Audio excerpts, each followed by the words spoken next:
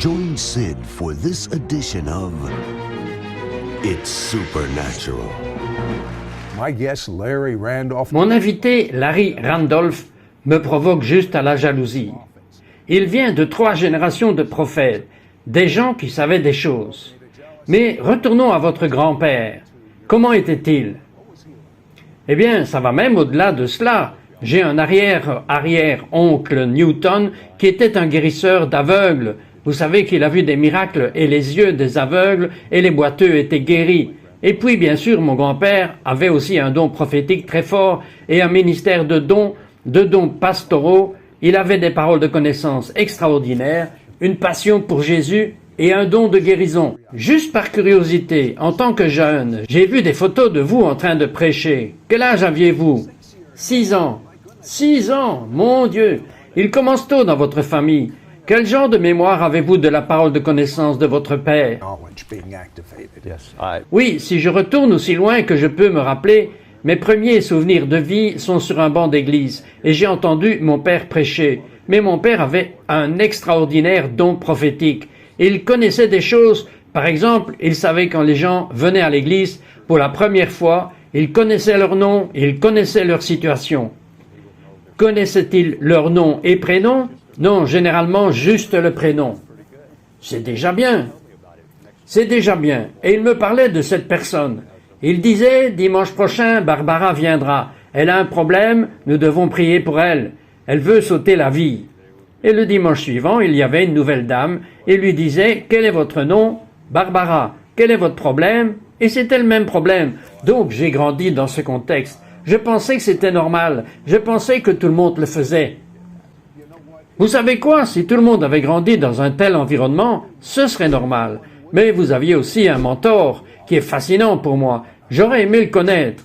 Ah, parlez-moi de lui. Il s'appelait Robert Mitchell.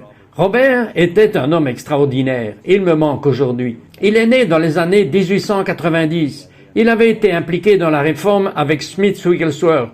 Vous savez, les mouvements pentecôtistes dans les années 20, Azusa Street, jusqu'à A.A.L.N., Branham et d'autres noms que beaucoup de vos invités ne connaissent sans doute pas. Mais c'était important pour lui. Et il a rencontré le Seigneur des années plus tard. Il est devenu missionnaire. Il est devenu complètement aveugle quand il était dans la cinquantaine. Et cela pendant 5 ans. Totalement aveugle. Mais dans le processus de cécité, sa femme lui lisait la Bible tous les jours pendant 5 ans. Il a mémorisé chaque mot de la Bible et en plus, il avait aussi un don de guérison et un don prophétique qui était incroyable. Lui aussi savait quand les gens venaient chez lui à la maison. Parfois, il savait qui ils étaient et leurs besoins. Puis, il leur disait et il y avait une formidable guérison. Larry, en tant que personne normale, élevée avec un tel héritage, connaissez-vous les noms des gens parfois? Parfois, dans mes réunions. Dites-moi-en un, racontez-moi une réunion. Eh bien, récemment, j'étais à Minneapolis faisant une conférence. Et la première nuit que je parlais, j'ai rêvé d'un homme nommé John, à qui j'ai donné une parole prophétique, et j'ai prophétisé sur son destin. Et je l'ai vu dans le rêve. Dans la nuit suivante, quand j'ai parlé, il y avait probablement 1200 personnes dans la rencontre. Donc c'était difficile de le trouver, de voir son visage. Mais il a traversé le milieu de la salle dans mon temps de ministère, et je l'ai vu à ma gauche, le même homme qui était dans le rêve. Et je l'ai appelé et je lui ai parlé de son destin. Il a été très surpris. Et aussi le Seigneur m'avait dit le nom de son grand-père. Et je lui ai dit, et je crois que le nom de son grand-père était William. Si j'ai bien compris, il a été servi d'une manière incroyable, que Dieu lui avait parlé et le connaissait par son nom et savoir qui il était et ce qu'il était. Donc, c'est l'un de mes nombreux exemples qui se passent dans les réunions. La chose que j'apprécie vraiment, c'est que Larry est contagieux, tout comme il traînait les membres de sa famille, et c'était normal pour lui. Eh bien, il a écrit un livre, et en fait, j'ai appris quelque chose de si fantastique de son livre. Et Larry, vous avez un chapitre intitulé « Récepteur brisé ». Expliquez cela. You have a chapter there called Broken Receivers. Explain that. Oui, en un mot, récepteur brisé, en fait, cela débute dans le Jardin d'Éden. C'est dans le Jardin d'Éden que le Dieu créateur a créé Adam et Ève, et il y avait cette communication incroyable. L'Écriture dit qu'il marchait et parlait avec Adam et Ève, et à cause de la chute d'Adam et Ève, il y a eu cette déconnexion. et ils ont été privés de leur droit d'entendre la voix du Seigneur. Et alors qu'ils ont perdu cela, cette douce communion, cette conversation, cette communion avec Dieu dans le jardin pour des siècles, et bien sûr, c'est en cours de rétablissement par Jésus. Et il est le reconnecteur à ce récepteur brisé, en fait, qui est appelé la parole de Dieu. Y a-t-il un autre moyen de se connecter avec la même intimité que Adam et Ève avaient dans le jardin d'Éden, dont nous avons entendu parler, à part Jésus? Il n'y a pas d'autre moyen pour le regagner. Il est le seul moyen. Il est la voix. Il est l'image exprimée du Père. C'est ce que la Bible dit. Et il est à la porte. Il le dit lui-même. Il dit « Je suis à la porte ». Ok, quand ça va se connecter, c'est la chose qui est si fascinante à propos de votre livre. Je pense en termes, parce que vous savez que je suis connecté, je connais Jésus. Et quand vous êtes connecté à Dieu, nous attendons que Dieu nous parle, comme dans le film sur Moïse, avec Charlton Heston, avec une voix tonitruante. C'est Dieu qui vous parle. Et je dis, oui monsieur, mais il le fait parfois, mais il le parle de tant de façons différentes que vous avez pu identifier. Donnez-moi-en une. Tell me one. I'll give you one. Je vais vous en donner une, que la plupart des gens ont ça et ne savent pas que c'est Dieu qui leur parle. Impression, et ce que je veux dire par impression, c'est qu'il y a un sentiment, une intuition, une perspicacité, un sentiment de Dieu où vous ressentez quelque chose, mais vous n'êtes pas sûr et vous dites « Ah, c'était juste moi ». Et une semaine plus tard, vous découvrez que c'était absolument exact, que c'était vrai. Et Dieu nous parle par notre esprit à travers notre âme, avec de légères impressions et des coups de coude. Nous ne faisons pas attention quand on a ces légères impressions, parce que nous ne faisons pas confiance et nous ne croyons pas que c'est Dieu qui parle à notre esprit. Ok, à partir de maintenant, nous allons faire confiance et croire que c'est Dieu qui nous parle. Ne vous en allez pas, car nous allons découvrir une visite qu'il a eue avec Jésus. Ne partez pas. We'll be right back to It's Supernatural.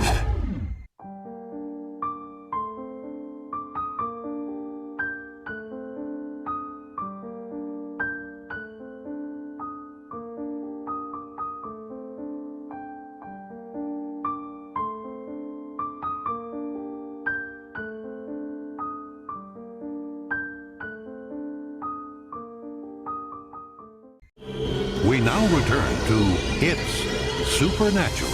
Hello. Bonjour, c'est Trot ici avec Larry Randolph. Et Larry Randolph vient de générations de prophètes, des gens qui connaissaient l'avenir. Larry, je suis tellement fasciné, non pas parce que vous connaissez juste l'avenir, pas parce que vous entendez Dieu, mais quand les gens lisent votre livre, ils comprennent pour la première fois que Dieu travaille aussi avec nous à différents niveaux. Dans la plupart des cas, nous pensons que c'est juste une voix qui nous donne une parole, un bourdonnement audible, mais il y a tellement de manières différentes. Racontez-moi l'heure où Jésus vous a visité. About the time that Jesus visited you. I was a young J'étais un jeune pasteur d'une église de 1974 et c'était une commission du Seigneur. Pour être court, car c'est une très longue histoire, c'est dans mon livre sur le discours de l'Esprit. Mais j'étais couché pour avoir été dormir tard une nuit et j'ai entendu le bruit de quelqu'un qui marchait à côté de la fenêtre de ma chambre. Et ce bruit a tourné le coin et j'ai réalisé que c'était, vous savez, un être divin à cause de la présence qui était incroyable et la crainte était incroyable et c'était Jésus. Et il s'est penché et un amour incroyable que je n'avais jamais connu dans ma vie a commencé à rayonner. Si, je ne sais pas comment le dire, ça fait si longtemps et je pleure toujours quand j'y pense parce que tout ce que j'ai jamais fait, tout ce que j'ai jamais pensé était juste inconditionnellement pardonné. Si je lui demandais pardon, il m'aimait totalement. Il m'aimait inconditionnellement. love me unconditionally. Je pense que la plupart des gens ne croient pas qu'il nous aime. C'est trop bon. It's too good. It's too good. C'est trop bon. Mais c'était si fort que son amour a pris la forme d'un nuage rouge. C'était comme une brume qui venait dans l'atmosphère. Et quand je l'ai respiré, je respirais l'amour liquide de Dieu. Et je pouvais à peine respirer. Mon Dieu, parce que j'ai tout fait. Mais vous savez ce que je suis en train de penser. Si quelqu'un a un cancer dans les poumons et qu'il respire ça, il n'y aura plus de place pour un cancer. There's no room for cancer. Well, what I Bien, ce que j'ai été guéri dans un sens était plus émotif, une chose plus spirituelle, de la timidité. J'ai été guéri d'un sentiment d'être sans but, parce que Jésus a fait, il a commencé à me parler, c'était une voix audible et il m'a dit « Regarde tes mains ». Et j'ai regardé mes mains et il m'a dit, il a cité une écriture du roi bien-aimé David dans les psaumes. David a dit, j'avais peur et je suis formidablement et merveilleusement fait. Et il m'a dit, tu es craintif et tu es formidablement et merveilleusement fait. Tu es unique en ton genre. Tu es un être humain extraordinaire. Il n'y a personne comme toi. Je t'ai fait comme je suis et je t'aime inconditionnellement. Tu as un dessein divin qu'aucun autre ne pourrait faire. Tu as un don. Mais je veux, et c'est ce qui m'est venu, je ne veux pas que tu te concentres beaucoup sur ton don. Je veux que tu te concentres sur l'amour que tu ressens dans cette pièce, car l'amour de Dieu est plus grand que n'importe quel don. Et cela m'a pris toute la durée de ma vie pour comprendre ce qu'il voulait dire par là. Et si je peux dire ça, c'est ce qu'il voulait dire et que certaines personnes, beaucoup de médiums ont des dons, beaucoup de gens ont des dons, et même des dons prophétiques, mais leurs cœurs sont petits. Leurs dons sont grands, mais leur cœur est petit. Et ça m'a pris toute la vie pour comprendre que ce que le Seigneur recherche est un cœur qui est grand. Et en d'autres termes, vous faites votre ministère avec votre cœur. Vous ne vous servez pas de votre don. Ma motivation est de venir avec un cœur d'amour pour les gens comme celui qu'il avait pour moi, pas à partir de mon don. Et j'ai appris que si mon cœur est grand et si j'aime les gens, mon don aura dur de rattraper cela. Par contre, je vois des gens qui ont de gros dons, des médiums, qui ont de gros dons, mais leur cœur est mort. Et vous ne sentez pas l'amour du Créateur pour sa création. La seule façon dont leur cœur peut avoir la vie de Dieu, c'est d'avoir Dieu dans leur cœur. Et le seul moyen d'avoir Dieu dans leur cœur est de croire que Jésus est mort pour leurs péchés. Maintenant, il y a quelque chose que vous m'avez dit, que le Seigneur vous a parlé de vos mains, et comment elles doivent être utilisées. Oui, eh bien, il m'a dit, regarde tes mains. Il m'a posé une question. Pourquoi ai-je mis tes mains sur tes bras? Je pensais peut-être pour me nourrir. J'ai dit, je ne sais pas, Seigneur. Et il m'a dit, j'ai mis tes mains sur tes bras parce que tes mains sont un prolongement de moi. Et je ne suis pas dans le monde physique maintenant, mais toi, tu l'es. Tu es l'extension de mes mains. Et il a dit, je ne veux jamais que tu pousses avec tes mains ou que tu frappes quelqu'un avec tes mains. Tes mains sont faites pour la guérison. Tes mains sont faites pour embrasser, toucher les personnes, servir les gens aussi, pour encourager les gens. Et il m'a appris l'utilisation de mes mains et combien nos mains sont précieuses. Puis il m'a rappelé comment, quand les aveugles sont venus et quand les gens qui étaient malades sont venus, comment il les touchait avec ses mains. Et puis il m'a montré cette image. J'ai vu cette image de lui avec ses petits-enfants sur ses genoux, comme il est décrit dans les évangiles. Il a mis ses mains sur moi pour toucher les petits-enfants. Il m'a appris que les mains sont une extension de son royaume. Et la façon dont nous utilisons nos mains est bien sûr la façon dont nous utilisons notre réflexion. Vous savez ce que cela me rappelle, Larry? Vous souvenez-vous de la série de Serial Killer? Son nom était Fils de Sam. Je l'ai interviewé et c'est ce qu'il m'a dit. Il est en prison et il passera une éternité en prison. Il était juif et il est devenu un croyant au Messie. Et il a pris mes mains et il a dit, vous voyez, j'ai utilisé ces mains pour étrangler les gens et maintenant j'utilise ces mains pour aimer les gens. C'est incroyable. C'est ce que Robert Mitchell, mon vieux mentor, avait l'habitude de me faire. Il m'installait sur une chaise. Il est mort à 100 ans. Il m'a encadré pendant 10 ans. Juste un incroyable vieux prophète. Il mettait ses mains très tendrement sur mon visage, très doucement, et il me donnait l'amour de Dieu et la paix qui était dans son don. Et il l'a fait des centaines de fois. Pouvez-vous transmettre le don prophétique aux personnes qui ont faim de cela en priant pour eux, de la façon dont il a prié pour vous et vous l'a transmis? Je pense qu'il y a beaucoup de facteurs qui sont impliqués. La personne doit être ouverte à cela et doit avoir une propension à cela et penchant vers cela. Ensuite, l'autre personne doit avoir un don fort.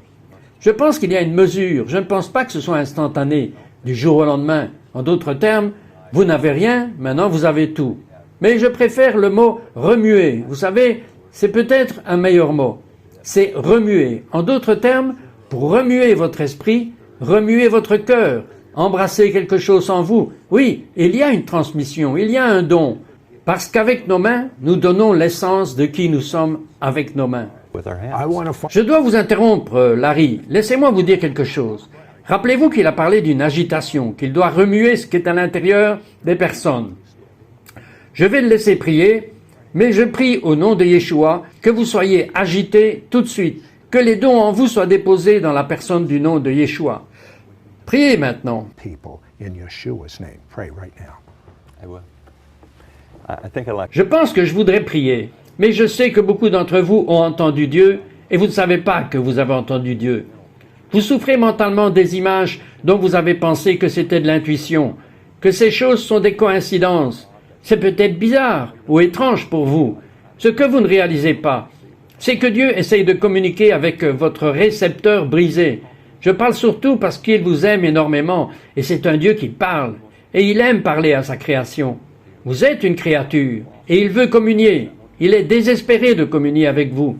Je veux vous encourager, je veux vous remuer et vous dire d'avoir confiance dans cette intuitivité que vous sentez à l'intérieur. Surtout quand il s'agit de sentir l'amour de Dieu et d'avoir le sentiment que vous avez un destin. Donc, je veux remuer cela et je veux parler à votre cœur dans votre vie. Et je veux que vous soyez encouragés et remplis de foi ici, parce que voici ce que vous devez savoir. Vous êtes magnifiquement, merveilleusement extraordinaire, l'un des enfants conçus avec le destin encodé dans votre ADN, et vous seul pouvez donner au monde ce que vous avez. Mais vous ne pouvez pas faire ça à moins que Dieu soit dans votre cœur, parce qu'il est cette voix qui parle à travers vous pour exprimer la personne extraordinaire que vous êtes. Donc, toute la passion dans ma vie est d'amener les gens à voir que Dieu leur parle. Vous ne le savez pas, vous ne pouvez pas l'entendre, et il vous parle parce que vous êtes important, et vous êtes extraordinaire, et il veut exprimer un côté de sa personne à travers vous comme aucune autre personne. Vous êtes incroyable. You're incredible. Priez pour remuer leurs dons. Their gifts. I Now, will do that. very quickly, though.